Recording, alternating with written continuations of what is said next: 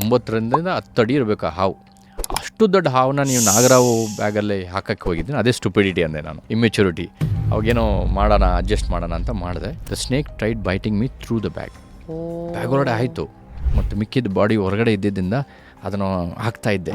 Like literally I was squeezing him into the bag like king cobra. ಅದೇನು ಕೇರೆ ಹಾವ, ಹೆಬ್ಬಾವ. So ಅದೇ I don't know what was running in my mind. ಅದನ್ನು ಮಾಡಿದಾಗ he knew something is happening ಅಂತ. So ಬ್ಯಾಗಿಂದ ಅವ್ನು ಕಚ್ಚಲಿಕ್ಕೆ ನೋಡಿದಾಗ ಇಲ್ಲಿ ಎಡಭಾಗದಲ್ಲಿ ಇಲ್ಲಿ ಕಚ್ಚಲಿಕ್ಕೆ ಟ್ರೈ ಮಾಡ್ತು. ಟಕ್ಕಂತ ಓಪನ್ ಮಾಡಿದೆ. So I didn't give him a chance to hold on to it. ನನ್ನ ಹಿಡ್ಕೊಂಡು ಹಲ್ಲು 2 ಒಳಗಡೆ ಹೋಗಿ ಅವನೇನಾದರೂ ಪಂಪ್ ಮಾಡಿದರೆ ವಿಷಾನ, ನಾನು 20-30 ನಿಮಿಷದಲ್ಲಿ ಸತ್ತೋಗ್ತಾಯಿದ್ದೆ. ಸೊ ಒಂದು ಸ್ಕ್ರ್ಯಾಚ್ ಮಾಡ್ತು. ಸ್ಕ್ರ್ಯಾಚ್ ಮಾಡಿದಾಗ ಗೊತ್ತಾಗ್ಬಿಡ್ತು ನನಗೆ ಏನಾಗಿದೆ ಅಂತ.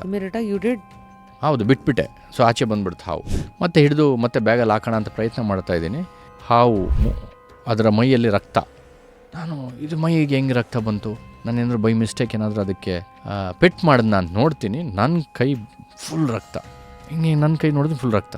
ಆಮೇಲೆ ಪ್ಯಾಂಟಿಂಗ್ ಹಿಂಗೆ ಮಾಡ್ತೀನಿ, ಇದು ಬರ್ತಾ ಇದೆ ಒಂದು ಈ ನಿಮ್ಮ ಟ್ಯಾಪ್ ಓಪನ್ ಮಾಡಿದಾಗ ಹೆಂಗಿರುತ್ತೆ ಅಲ್ಲಿ ಬರ್ತಾನೆ ಇದೆ. ಹಿಂಗೆ ಮಾಡ್ತೀನಿ, ಪ್ಯಾಂಟೆಲ್ಲ ರಕ್ತ ಮತ್ತೆ ಬರ್ತಾಯಿದೆ. ಅವಾಗ ಗೊತ್ತಾಯ್ತು ನನಗೆ ಕಚ್ಚಿದೆ ಅಂತ.